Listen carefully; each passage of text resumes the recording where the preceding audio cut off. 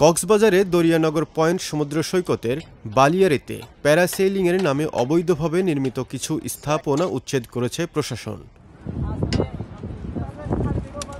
এ সময় জব্দ করা হয়েছে উচ্ছেদ করা স্থাপনার বেশ কিছু নির্মাণ সামগ্রী।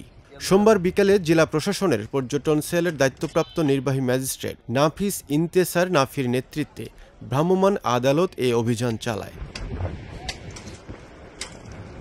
তিনি বলেন, গত ২১ মে কক্সবাজার দরিয়ানগর পয়েন্ট সমুদ্র সৈকতে পরিচালিত ফ্লাই এয়ার সি স্পোর্টস প্যারাসেইলিংয়ে চড়ে দুর্ঘটনায় এক পর্যটন দম্পতি আহত হন।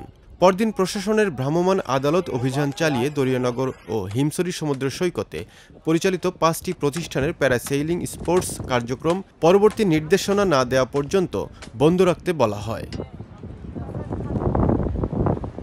সোমবার বিকেলে অভিযুক্ত প্রতিষ্ঠানটির লোকজন বালিয়াড়ীতে নির্দেশনা না মেনে পুনরায় বিভিন্ন স্থাপনা নির্মাণের খবরে প্রশাসন ভ্রাম্যমাণ আদালতের অভিযান চালিয়ে উচ্ছেদ করেছে বলে জানান জেলা প্রশাসনের পর্যটনের সেলের এই নির্বাহী ম্যাজিস্ট্রেট।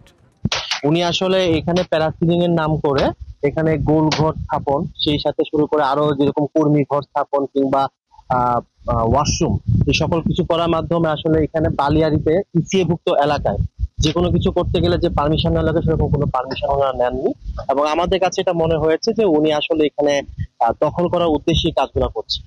তো এই কারণে হচ্ছে কক্সবাজার জেলা প্রশাসন আজকে অভিযান পরিচালনা করছে। কয়েকদিন আগে এই ঘরটা ভেঙে দেওয়া হয়েছিল, উনি আবার পারমিশন ছাড়া এই ঘরটা আবার তৈরি করেছেন। এই জন্য আজকে এসে আমরা যে সকল বস্তু কিংবা যে সকল স্থাপনা আমরা অবৈধ পাচ্ছি সকল কিছু উচ্ছেদ করছি এবং সকল কিছু উঠিয়ে নিয়ে চলে যাবো।